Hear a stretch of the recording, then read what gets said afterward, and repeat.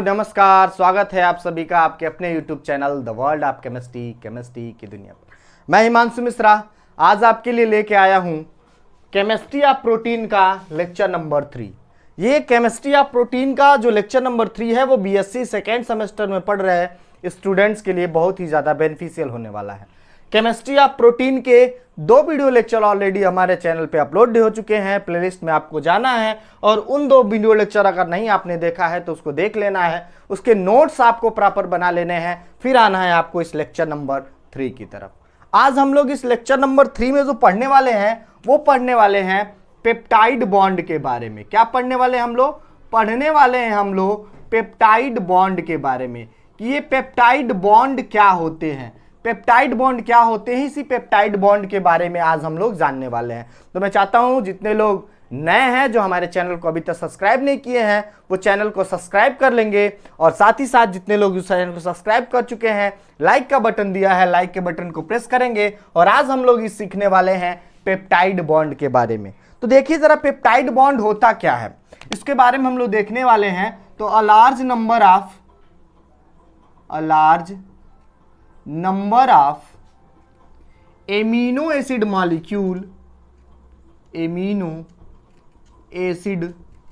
Molecules are joined together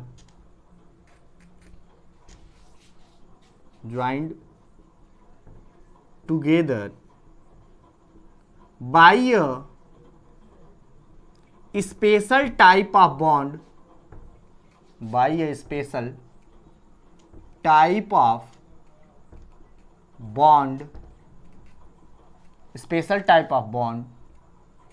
and form a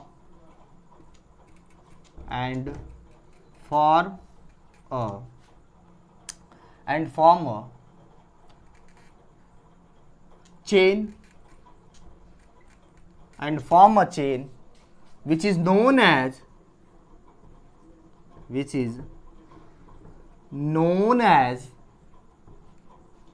peptide chain,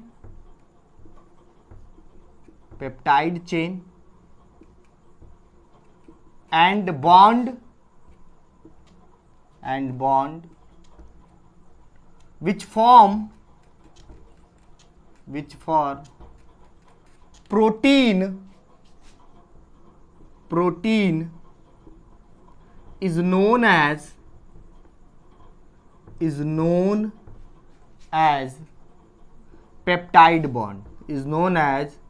peptide bond, क्या कह रहा है जरा ध्यान से सुनिएगा। क्या कह रहा है कि जो large number of amino acid के मॉलिक्यूल्स होते हैं वो ज्वाइंट होते हैं इस एक स्पेशल टाइप ऑफ बॉन्ड के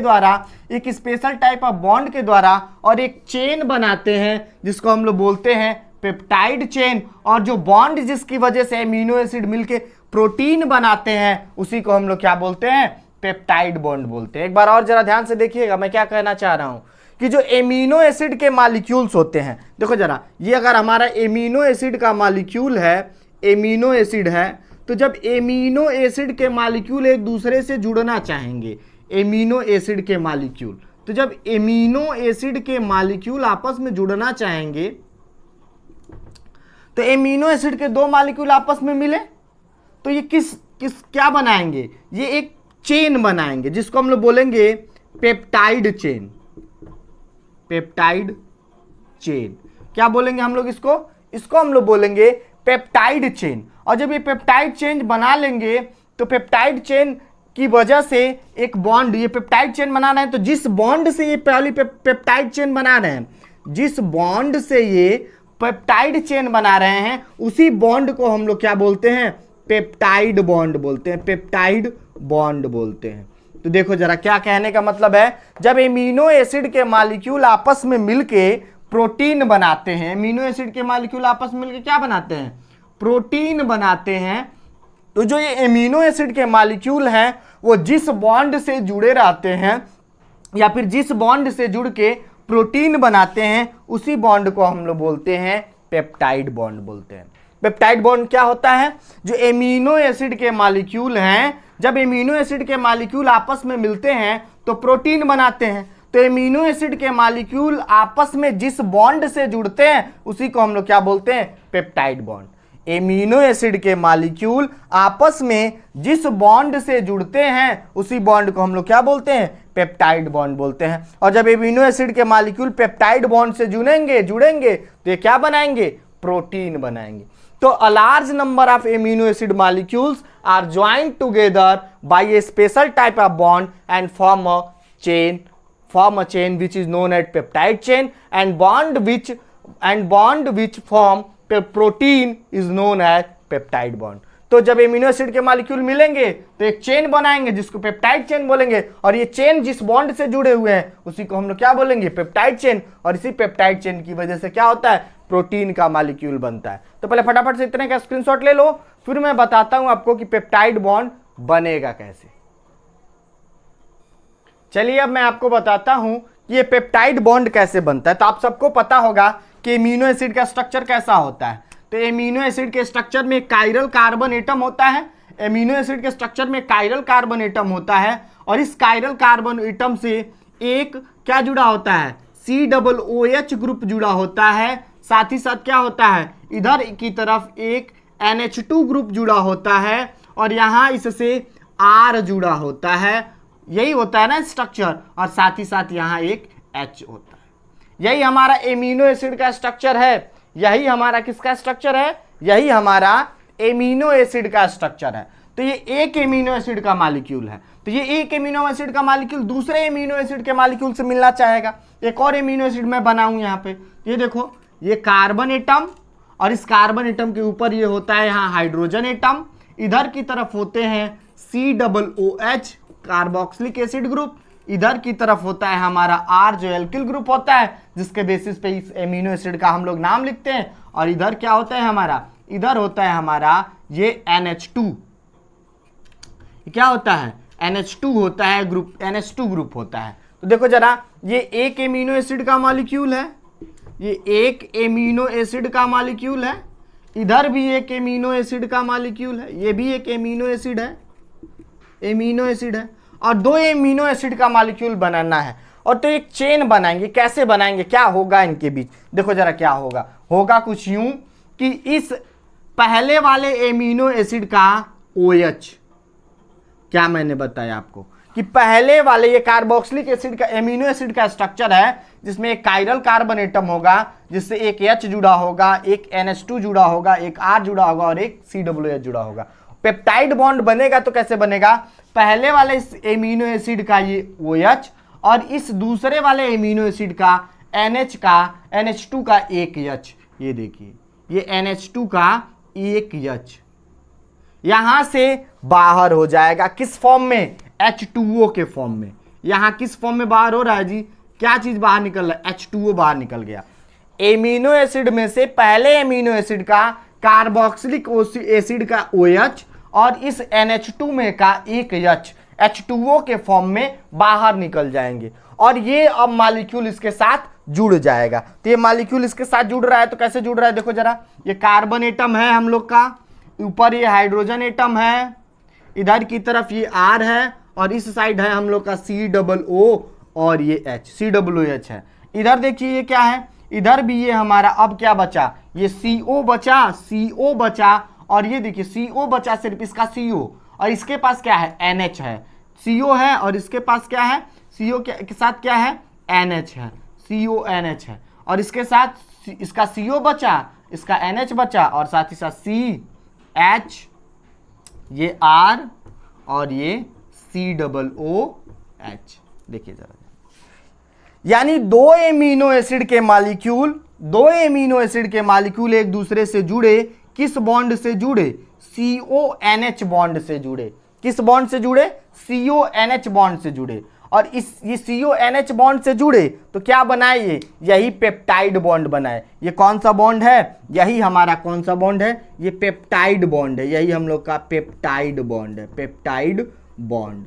CONH bond is known as peptide bond. Peptide bond कौन सा bond, CONH bond, CONH bond. CONH bond हमारा क्या है, पेप्टाइड बॉन्ड है। यही हम लोग का पेप्टाइड बॉन्ड है। देखिए जरा ध्यान से, क्या हुआ है, एक एमिनो एसिड का स्ट्रक्चर है। इसमें एक एमिनो एसिड में से कार्बोक्सिलिक एसिड का OH और इस NH2 का एक H H2O के फॉर्म में बाहर निकल गया। अब ये दोनों मॉलिक्यूल एक दूसरे से CONH बॉन्ड से जुड़ गए। इसी को हम लोग क्या बोलेंगे? पेप्टाइड बॉन्ड बोलेंगे। और दो एमिनो एसिड के मॉलिक्यूल आपस में जुड़े हैं, इसलिए इसका क्या नाम है? डाईपेप्टाइड। इसको हम लोग क्या बोलते हैं? डाईपेप्टाइड बॉन्ड बोलते हैं। कौन सा बॉन्ड बोलते हैं हम लोग? इसको हम लोग बोलते हैं डाईपेप्टाइड बॉन्ड। जब दो एमिनो एसिड के मॉलिक्यूल आपस में मिलेंगे through CONH bond, then this type of bond is known as dipeptide bond. फटाफट से इतने का स्क्रीनशॉट ले लो। फिर तीन एमिनो एसिड के मॉलिक्यूल हम आपको जोड़ के दिखा रहे हैं और ट्राईपेप्टाइड बॉन्ड की आपको फॉर्मेशन दिखा रहे हैं। चलिए जरा, हम लोगों ने डाईपेप्टाइड बॉन्ड बना लिया था, अब हम लोग ट्राईपेप्टाइड बॉन्ड बनाने की कोशिश करते हैं, सीखते हैं ट्राईपेप्टाइड बॉन्ड। तो देखो जरा, एक एमिनो एसिड का मॉलिक्यूल हम ले रहे हैं। पहले कार्बन एटम, ऊपर की तरफ हाइड्रोजन एटम, इस साइड हम लोग का C डबल बॉन्ड O और ये OH, ये कार्बोक्सिलिक एसिड ग्रुप, इधर की तरफ हमारा ये NH2 ग्रुप और नीचे की तरफ ये R। ये हमारा एक एमिनो एसिड का मॉलिक्यूल है। अब दूसरा एमिनो एसिड हम लोग ले लें, ये दूसरा एमिनो एसिड हम लोग ले लें, तो यही कहानी, ये कार्बन एटम, ऊपर की तरफ एक हाइड्रोजन एटम, इधर की तरफ ये NH2 और इधर की तरफ ये C डबल OH और नीचे की तरफ ये R। ये दूसरा एमिनो एसिड का मॉलिक्यूल हो गया। एक और एमिनो एसिड का मॉलिक्यूल हम लोग ले लें, तीसरा एमिनो एसिड का मॉलिक्यूल ले लें, वही स्ट्रक्चर, कार्बन एटम, ऊपर की तरफ हाइड्रोजन एटम, इस साइड हम लोग का C डबल OH, इधर की तरफ हमारा NH2 और ये हमारा R। ये तीनों एमिनो एसिड ही हैं। ये भी हमारा है कौन सा? Amino acid. ये भी हमारा क्या है? Amino acid. आप लोग कई सारा प्रैक्टिस करिएगा। आपको जब नॉमेनक्लेचर बताए तो बताए थे कि R चेंज करेंगे तो इसका क्या नाम हो जाएगा। तो R की जगह पर अगर H रख रहे थे तो ग्लाइसिन हो रहा था ना, तो ऐसे ग्लाइसिन, एलेनिन, वैलिन आप लोग रख के भी बनाइएगा। तो ये एमिनो एसिड है, ये भी एमिनो एसिड है, ये भी हम लोग का एमिनो एसिड ही है। ये भी हम लोग का क्या है? एमिनो एसिड ही है। ये भी सब हमारे एमिनो एसिड है। अब देखिए क्या होगा यहाँ से। अब देखिए यहाँ से कुछ होगा, क्या चीजें होंगी, देखिए आप खुद देखिए ध्यान से। क्या मैंने बताया था आपको मैंने बताया था कि कार्बोक्सिलिक एसिड का OH और NH2 का, पहले एमिनो एसिड में से कार्बोक्सिलिक एसिड का OH और NH2 का एक H H2O के फॉर्म में बाहर निकल जाएगा। H2O के फॉर्म में बाहर निकल जाएगा। फिर देखो, इसको भी निकालना है हमको, तो इसको भी क्या करना पड़ेगा? पहले कार्बोक्सिलिक एसिड का OH और इस NH2 का एक H, यहां से ये H2O के फॉर्म में बाहर निकल जाएगा। और जब यहां से H2O के फॉर्म में निकलेगा तो क्या बनाएगा? जरा ध्यान से देखिएगा क्या बनाएगा। ये हमारे लिए देगा NH2, इधर ये C, ऊपर की तरफ हाइड्रोजन, नीचे की तरफ ये R, इधर ये सिंगल बॉन्ड, और ये देखिए यहां से C डबल बॉन्ड O यानी CO, और ये अब हमारा ये H और ये 2O, H2O बाहर निकल गया, यानी ये NH सिर्फ बचा, यानी CONH, और इस NH से क्या जुड़ा हुआ है? C, अभी CONH से क्या जुड़ा हुआ है? अब इससे ये जुड़ा हुआ है ना, ये वाला मॉलिक्यूल, ये CONH से क्या जुड़ा हुआ है? ये C, ये H, ये R और ये हमारा CO, फिर यहाँ CO। अब ये CO किससे जुड़ा हुआ है? इस NH से जुड़ा हुआ है, CONH, CH, इधर की तरफ ये R और इधर की तरफ ये C डबल OH। ये देखिए जरा ध्यान से। अब देखिए क्या, तीन एमिनो एसिड के मॉलिक्यूल मिले, एक एमिनो एसिड का मॉलिक्यूल ये, दूसरा एमिनो एसिड ये, तीसरा एमिनो एसिड ये, और किस बॉन्ड से जुड़े? यही देखिए, ये देखिए CONH बॉन्ड, यहां भी देखिए कौन सा बॉन्ड? CONH बॉन्ड, और यहां देखिए यहां भी CONH बॉन्ड और यहां भी CONH बॉन्ड। यानी देखो तीन एमिनो एसिड के मॉलिक्यूल मिले हैं ना, तो इसको हम लोग क्या बोलेंगे? ट्राईपेप्टाइड बोलेंगे। इसको हम लोग, ये भी हमारा ट्राईपेप्टाइड है, ये हमारा ट्राईपेप्टाइड है, tripeptide. Peptide bond, tripeptide bond बना है, ट्राइपेप्टाइड बॉन्ड, जिसको पेप्टाइड बॉन्ड भी हम लोग बोल सकते हैं, पेप्टाइड बॉन्ड ही है, लेकिन कौन सा है, पेप्टाइड बॉन्ड है ये, लेकिन ये हमारा कौन सा है, ट्राइपेप्टाइड बॉन्ड है। कौन सा बॉन्ड है, ट्राइपेप्टाइड बॉन्ड हम लोग का ये। तो ऐसे ही हम लोग चाहें, अब 3 से ज्यादा जब हम मॉलिक्यूल को जोड़ेंगे, जब 3 से ज्यादा मॉलिक्यूल की बात की जाएगी, तो जब 3 से ज्यादा मॉलिक्यूल, तब जब 3 से ज्यादा एमिनो एसिड हम लोग आपस में जोड़ेंगे, आप लोग और सारा जोड़िएगा, तो जब 3 से ज्यादा हम लोग जोड़ेंगे, तो जो हमारा ये पेप्टाइड बॉन्ड है, इसको हम लोग क्या बोलेंगे,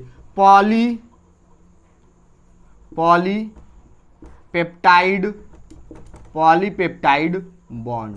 जब 3 से ज्यादा एमिनो एसिड मिल गए तो पॉलीपेप्टाइड बॉन्ड, यानी कोई भी पॉलीपेप्टाइड बॉन्ड हो, इसमें 2 टर्मिनल हमको देखने को मिलेंगे। कौन सा, एक N टर्मिनल और लास्ट की तरफ ये वाला H टर्मिनल, ये COOH टर्मिनल, जिसको हम लोग C टर्मिनल बोलेंगे। तो पेप्टाइड बॉन्ड के अंदर 2 टर्मिनल्स हमको देखने को मिलेंगे, एक तो हमारा ये N टर्मिनल और दूसरा ये हम लोग का C टर्मिनल। यानी पॉलीपेप्टाइड बॉन्ड के अंदर 2 टर्मिनल दिखेंगे, एक N टर्मिनल और दूसरा ये C टर्मिनल। तो ये हम लोगों ने पेप्टाइड बॉन्ड पढ़ लिया। पेप्टाइड बॉन्ड क्या होता है, पेप्टाइड बॉन्ड ऐसे बॉन्ड्स होते हैं जो एमिनो एसिड के आपस में CONH बॉन्ड के जुड़ने की वजह से बनते हैं और जिससे कि प्रोटीन की फॉर्मेशन होती है। तो हमने पेप्टाइड बॉन्ड पढ़ा, साथ ही साथ पेप्टाइड बॉन्ड से हम लोग डाइपेप्टाइड, ट्राइपेप्टाइड और पॉलीपेप्टाइड बॉन्ड भी सीखे हैं। तो फटाफट से लाइक का बटन दिया, लाइक के बटन को प्रेस करिए। अब हम लोग आगे चलते हैं प्रोटीन के स्ट्रक्चर की तरफ से। तो फटाफट से इतने का पहले आप लोग स्क्रीनशॉट ले लीजिए, बढ़ते हैं हम लोग स्ट्रक्चर ऑफ प्रोटीन की तरफ। चलिए जरा इतनी सारी चीजों को जानने के बाद अब जो हम लोग को पढ़ना है वो पढ़ना है क्या, स्ट्रक्चर ऑफ प्रोटीन। अब जो हम लोग पढ़ने जा रहे हैं वो क्या पढ़ने जा रहे हैं, स्ट्रक्चर ऑफ प्रोटीन। अब हम लोग प्रोटीन के स्ट्रक्चर को देखने जा रहे हैं कि कितने टाइप के प्रोटीन होते हैं। तो प्रोटीन के जो स्ट्रक्चर होते हैं वो मोस्टली 4 टाइप के होते हैं। कौन कौन से, हम लोग का जो प्रोटीन का स्ट्रक्चर होता है वो 4 टाइप का होता है। एक होता है हम लोग का primary structure of protein, primary structure of protein. दूसरा जो होता है वो हम लोग का होता है secondary structure of protein, secondary structure of protein. तीसरा जो होता है वो हम लोग का होता है tertiary structure of protein, tertiary structure of protein. और जो 4 होता है वो होता है हम लोग का क्वाटर्नरी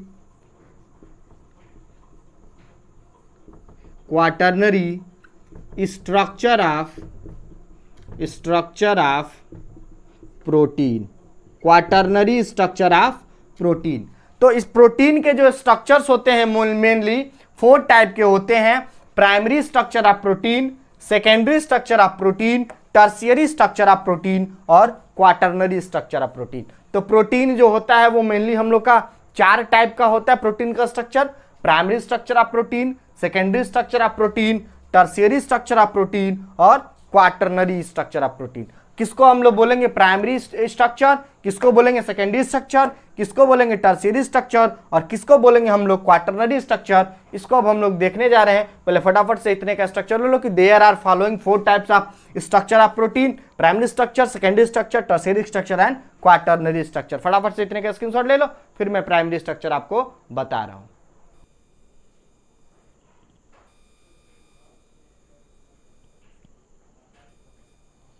तो अभी हम लोगों ने देखा था स्ट्रक्चर ऑफ प्रोटीन। तो अभी हमने पढ़ा 4 टाइप का होता है स्ट्रक्चर ऑफ प्रोटीन। अब हम लोग पहला देखने जा रहे हैं primary structure of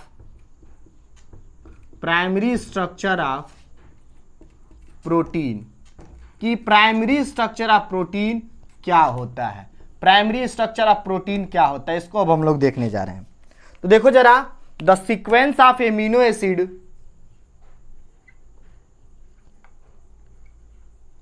the sequence of amino acid, the sequence of amino acid in a polypeptide chain, in a polypeptide, in a polypeptide chain is known as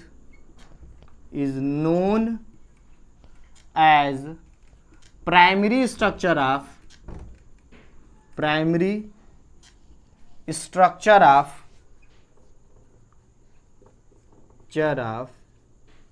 protein. If the sequence of protein,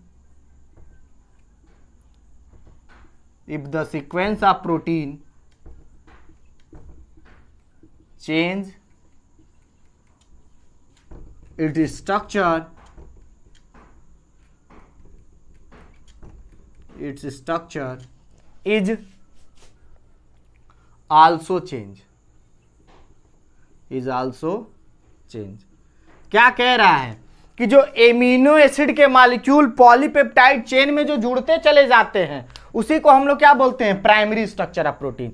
amino acid के molecule जो polypeptide chain बना के जुड़ते चले जाते हैं वही हमारा क्या होता है, प्राइमरी स्ट्रक्चर ऑफ प्रोटीन। कैसे, ये देखिए, यही अभी हम लोगों ने पढ़ा ना, कैसे पढ़ा था कि हमारा ये हमारा था amino acid CH, double bond O, और इधर ये OH, इधर था हमारा R, इधर था ये हमारा NH2, और एक और ये एमिनो एसिड से जुड़ा हुआ था CH, ये NH, और इधर ये C, double bond O, OH, इधर ये R, ये एक और एमिनो एसिड का मॉलिक्यूल था CHR, इधर की तरफ ये NH, ये हमारा C डबल बॉन्ड O, और ये OH। तो जो ये एमिनो एसिड के मॉलिक्यूल हैं ये आपस में जिस CONH बॉन्ड से जुड़ते चले जा रहे हैं, इस CONH बॉन्ड से H2O का वाटर मॉलिक्यूल बाहर निकाल के ये आपस में जुड़ते चले जा रहे हैं। यहाँ से H2O का मॉलिक्यूल बाहर निकलता चला जाएगा और ये आपस में जुड़ते चले जाएंगे, ये आपस में क्या हो जाएगा, जुड़ जाएंगे। तो ये जो सीक्वेंस है एमिनो एसिड का, ये C, इधर ये H, इधर ये R, इधर की तरफ ये NH2, इधर ये C डबल बॉन्ड O, और इधर ये NH, C single bond H, ये R, फिर ये C डबल बॉन्ड O, और ये NH, फिर ये C सिंगल बॉन्ड H, इधर ये R, और इधर ये C डबल बॉन्ड O, और ये OH। तो देखो जरा, ये एमिनो एसिड के मॉलिक्यूल जो पॉलीपेप्टाइड चेन में जुड़ते चले जा रहे हैं, एमिनो एसिड के मॉलिक्यूल जो पॉलीपेप्टाइड चेन में ये जुड़ते चले जा रहे हैं, तो इसी सीक्वेंस, अगर इस सीक्वेंस में मिल रहा है तो इसी सीक्वेंस को हम लोग क्या बोलते हैं, प्राइमरी स्ट्रक्चर ऑफ प्रोटीन बोलते हैं। तो the sequence of amino acid in a polypeptide chain is known as primary structure of protein. और ये अगर सीक्वेंस चेंज करेगा तो प्रोटीन का स्ट्रक्चर भी चेंज हो जाएगा, यानी ये प्राइमरी स्ट्रक्चर हमारा नहीं रह जाएगा। तो क्या हमने बताया आपको कि the sequence of amino acid in a polypeptide chain is known as primary structure of protein. जो सीक्वेंस है एमिनो एसिड के मॉलिक्यूल जो जुड़ते चले जा रहे हैं, जिस सीक्वेंस में ये जुड़ते चले जा रहे हैं वही हमारा क्या है, प्राइमरी स्ट्रक्चर ऑफ प्रोटीन है। तो प्राइमरी स्ट्रक्चर ऑफ प्रोटीन, उम्मीद करते हैं आपको समझ में आ गई है। लाइक का बटन दिया, लाइक के बटन को जरूर प्रेस करिएगा, और जितने लोग प्रीवियस वीडियो को नहीं देखे और प्रीवियस वीडियो को देख के लेक्चर कंप्लीट करेंगे फिर इस लेक्चर नंबर 3 पे आएंगे। तो फटाफट से लाइक का बटन दिया, लाइक के बटन को प्रेस करिए और स्क्रीनशॉट इतने का फटाफट ले लीजिए। चलिए जरा, हम लोगों ने स्ट्रक्चर ऑफ प्रोटीन में प्राइमरी स्ट्रक्चर ऑफ प्रोटीन देख लिया था। अब हम लोग देखने जा रहे हैं secondary structure of protein. Secondary structure of protein की, ये सेकेंडरी स्ट्रक्चर ऑफ प्रोटीन क्या होता है, इसको अब हम लोग देखने जा रहे हैं। तो देखिएगा जरा ध्यान से,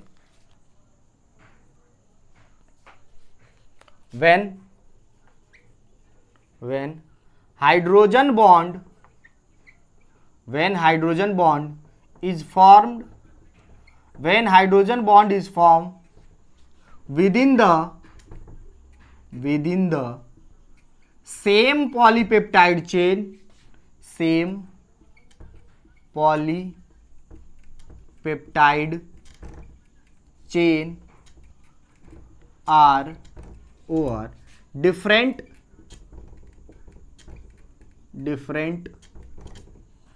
polypeptide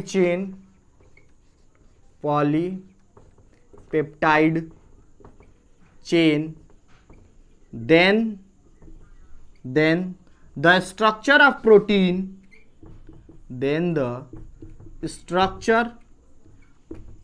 protein, become change,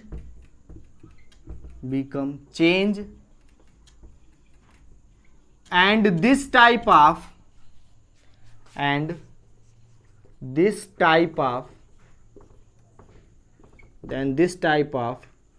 structure of protein, and this type of structure of protein is called as secondary structure of protein. Secondary structure of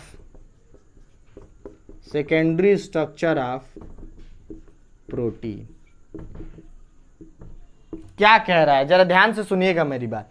कह रहा है कि अभी तक जो सीक्वेंस था एमिनो एसिड का, एमिनो एसिड पॉलीपेप्टाइड बॉन्ड बना के जुड़ते चले जा रहे थे, अगर उस पॉलीपेप्टाइड चेन के अंदर हाइड्रोजन बॉन्ड बन जाए, ये पॉलीपेप्टाइड चेन है हम लोग का, ये देखिए ये पॉलीपेप्टाइड चेन है हम लोग का, ये पॉलीपेप्टाइड चेन है हम लोग का, और इस पॉलीपेप्टाइड चेन के अंदर क्या हो जाए, क्या उनसा बॉन्ड बन जाए, इस पॉलीपेप्टाइड चेन के अंदर बन जाए हम लोग का अगर हाइड्रोजन बॉन्ड।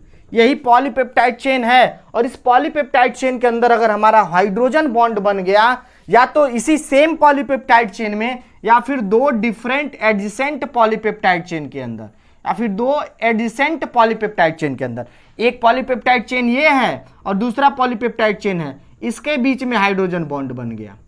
देखिए जरा क्या कह रहा है सेकेंडरी स्ट्रक्चर ऑफ प्रोटीन। अगर पॉलीपेप्टाइड चेन के अंदर हाइड्रोजन बॉन्ड बन जाता है तो स्ट्रक्चर, प्रोटीन का स्ट्रक्चर चेंज हो जाता है, और इस चेंज हुए स्ट्रक्चर को हम लोग क्या बोलते हैं, सेकेंडरी स्ट्रक्चर ऑफ प्रोटीन बोलते हैं। तो ये हम लोग का पॉलीपेप्टाइड चेन है, यही हम लोग का पॉलीपेप्टाइड चेन है, ये हम लोग का पॉलीपेप्टाइड चेन है। ये दोनों हमारे पॉलीपेप्टाइड चेन ही हैं, ये सब जितने भी हैं ये सारे के सारे क्या हैं, पॉलीपेप्टाइड चेन है। तो जब पॉलीपेप्टाइड चेन, इस पॉलीपेप्टाइड चेन के अंदर हाइड्रोजन बॉन्ड बन जाएगा इसी सेम पॉलीपेप्टाइड चेन के अंदर, या फिर different two adjacent polypeptide chain के अंदर, तो जो स्ट्रक्चर है प्रोटीन का वो चेंज हो जाएगा, और इस चेंज हुए स्ट्रक्चर को हम लोग बोलेंगे सेकेंडरी स्ट्रक्चर ऑफ प्रोटीन। ठीक है, is that clear to all of you?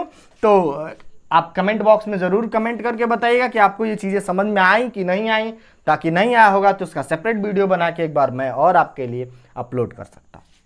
तो पहले आपको बताना जरूर है, तो मैंने बताया कि पॉलीपेप्टाइड चेन के अंदर अगर हाइड्रोजन बॉन्ड बन जा रहा है तो इसी को हम लोग क्या बोल रहे हैं, सेकेंडरी स्ट्रक्चर ऑफ प्रोटीन। अब ये दो फॉर्म के होते हैं, इस स्ट्रक्चर के दो फॉर्म पाए जाते हैं, एक बीटा फॉर्म होता है, एक अल्फा फॉर्म होता है, एक इसका अल्फा फॉर्म होता है, और एक जो होता है इसका बीटा फॉर्म होता है, बीटा फॉर्म होता है, बीटा कन्फर्मेशन भी इसको बोल सकते हैं, अल्फा कन्फर्मेशन और बीटा कन्फर्मेशन। तो सेकेंडरी स्ट्रक्चर ऑफ प्रोटीन में दो कन्फर्मेशन पाए जाते हैं, एक अल्फा फॉर्म होता है जिसको अल्फा कन्फर्मेशन, एक बीटा फॉर्म होता है जिसको बीटा कन्फर्मेशन बोला जाता है। तो किसको अल्फा कन्फिग्रेशन किसको बोलेंगे, अगर hydrogen bond same polypeptide chain के अंदर, सेम इसी एक सिंगल पॉलीपेप्टाइड चेन के अंदर बन रहा है तो इसको हम लोग बोलेंगे अल्फा कन्फिग्रेशन या फिर अल्फा फॉर्म।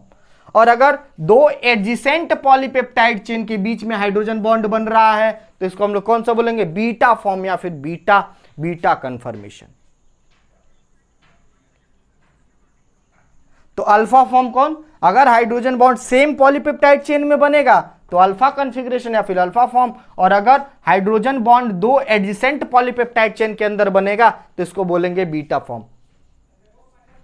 तो when hydrogen bond is formed within same polypeptide chain or another polypeptide chain, then the structure of protein is changed, and the changed structure of protein is known as known as secondary structure of protein. If hydrogen bond is formed within same polypeptide chain, then it is known as alpha configuration, and when the hydrogen bond is formed within the two adjacent polypeptide chain, then this type of form is known as beta configuration या फिर beta form. तो फटाफट से इतने का screenshot ले लीजिए, चलते हम लोग टर्शियरी स्ट्रक्चर ऑफ प्रोटीन की तरफ। चलिए जरा, अब हम लोग प्राइमरी सेकेंडरी स्ट्रक्चर पढ़ लिए थे, अब हम लोग देखने जा रहे हैं टर्शियरी स्ट्रक्चर ऑफ प्रोटीन। ये टर्शियरी स्ट्रक्चर ऑफ प्रोटीन क्या होता है?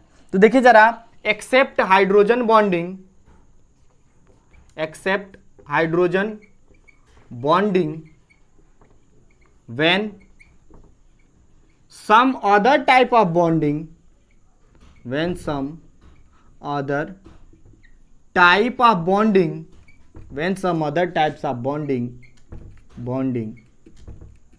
are present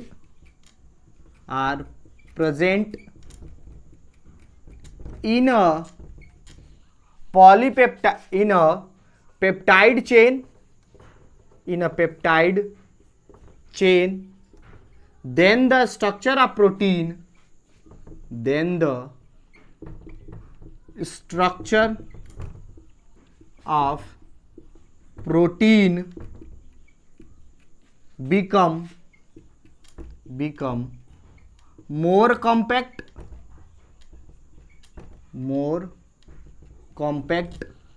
and this compact structure of protein, compact structure of protein is known as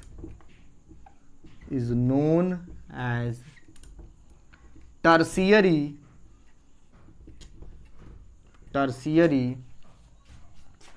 structure of protein, tertiary structure of protein. क्या है ये टर्शियरी स्ट्रक्चर ऑफ प्रोटीन? जरा ध्यान से देखिएगा, जब हाइड्रोजन बॉन्डिंग को छोड़ के किसी और टाइप की बॉन्डिंग इसके अंदर आ गई, जैसे disulphide linkage, hydrophobic interaction, electrostatic attraction, तो फिर जो प्रोटीन का स्ट्रक्चर है और कॉम्पैक्ट हो जाता है, और इस कॉम्पैक्ट स्ट्रक्चर को हम लोग क्या बोलते हैं? Tertiary structure of protein. तो जब हाइड्रोजन बॉन्डिंग को छोड़ के और अदर टाइप के बॉन्डिंग, जैसे डाइसल्फाइड बॉन्डिंग, हाइड्रोफोबिक इंटरेक्शन या फिर इलेक्ट्रोस्टैटिक अट्रैक्शन आ जाएगा, तो प्रोटीन का जो स्ट्रक्चर होगा वो मोर कॉम्पैक्ट हो जाएगा, और इस कॉम्पैक्ट स्ट्रक्चर को हम लोग क्या बोलेंगे? Tertiary structure of protein. Primary structure of protein, sequence of amino acid in a polypeptide chain is known as primary structure of protein. Secondary structure of protein, when hydrogen bonding is present between the same polypeptide chain or between two adjacent polypeptide chain, then the structure of protein is known as secondary structure of protein. Tertiary structure of protein, except hydrogen bonding, when some other type of bonding which is also present in the tertiary in the structure of protein, then the structure of protein become changed, and this compact structure of protein is known as tertiary structure of protein. या तो disulphide linkage लिख लेना, example में लिख लेना, some other type of bonding like disulfide bonding, hydrophobic interaction, electrostatic attraction is also present within the structure of protein, then this type of structure of protein is known as tertiary structure. Disulphide linkage लिख लो, क्या करना है ये लिख लो, example लिख लो, कौन कौन सा बॉन्डिंग होगा? तो डाइसल्फाइड लिंकेज,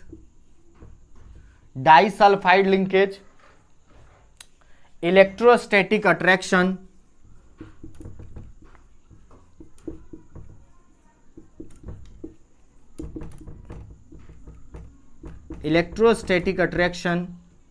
तो ये सारे हैं जो बॉन्डिंग में काम आते हैं। फटाफट से इतने का स्क्रीनशॉट ले लो। एक बचा है स्ट्रक्चर ऑफ प्रोटीन में, जो क्वाटरनरी स्ट्रक्चर ऑफ प्रोटीन है, उसको भी मैं बता दूं और आपका ये स्ट्रक्चर ऑफ प्रोटीन फिनिश हो जाए। चलिए अब हम लोग जरा देखते हैं क्वाटरनरी स्ट्रक्चर ऑफ प्रोटीन, कि क्वाटरनरी स्ट्रक्चर ऑफ प्रोटीन क्या होता है। तो there are some protein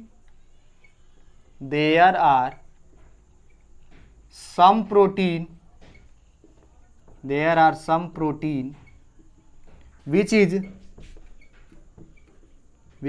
inactive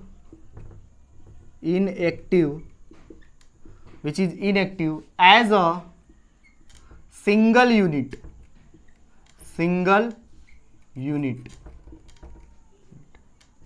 but they become active when they form dimer, trimer or polymer. Then the structure of protein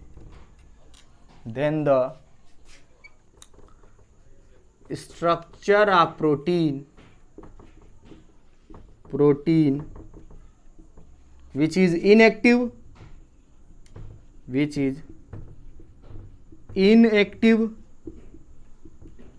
as a single unit,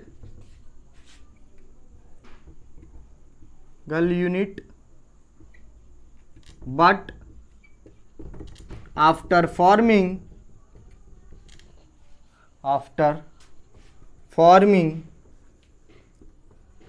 dimer, trimer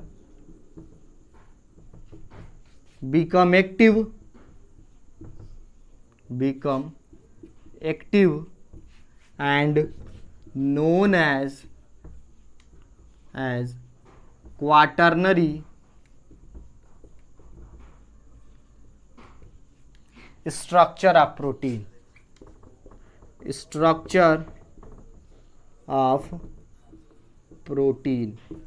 क्या है हम लोग का quaternary structure of protein?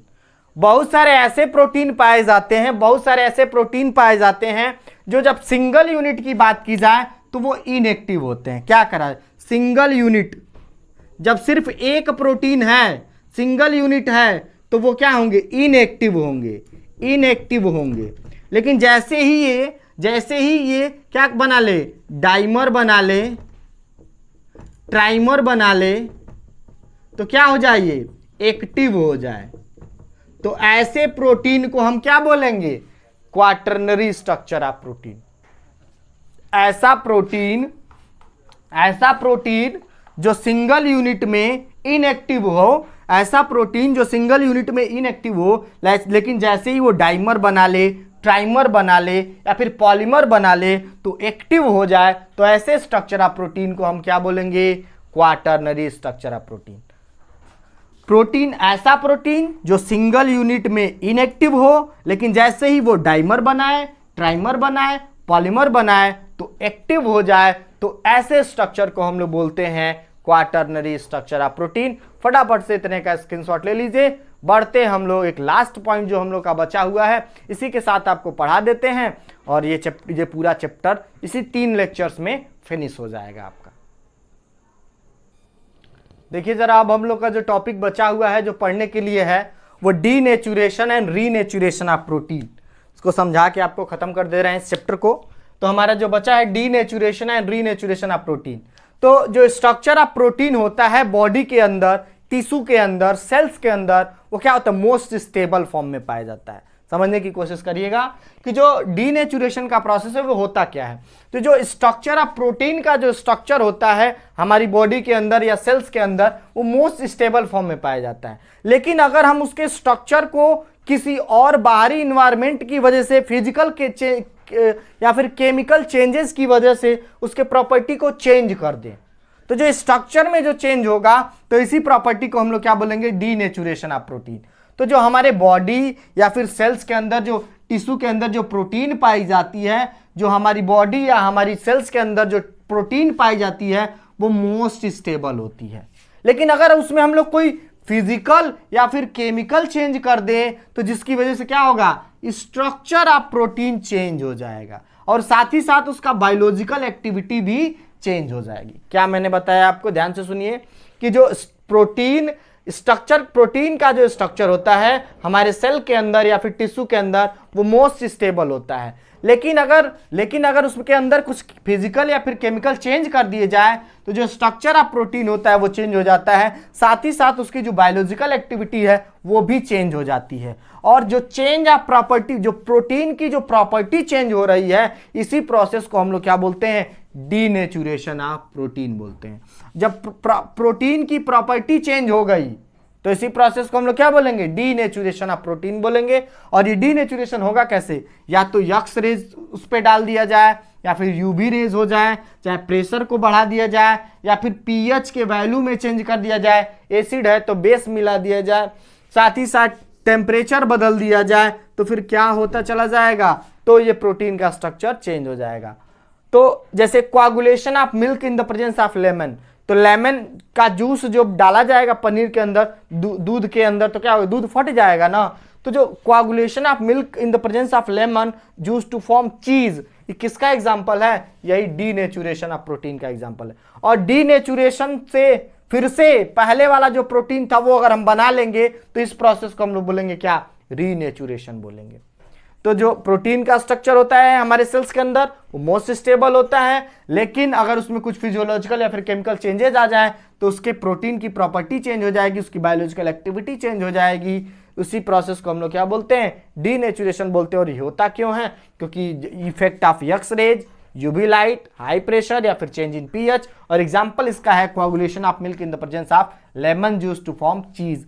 और ये जो denaturation का process है, फिर से उससे वही वाला प्रोटीन अगर हम बना लेंगे, उसके बायोलॉजिकल एक्टिविटी को फिर से हम लोग वापस ला देंगे, तो इस प्रोसेस को हम लोग क्या बोलेंगे, रीनेचुरेशन ऑफ प्रोटीन बोलेंगे। तो इसी के साथ आज के इस वीडियो लेक्चर्स के द्वारा हम लोगों ने केमिस्ट्री ऑफ प्रोटीन को हम लोगों ने फिनिश कर लिया है।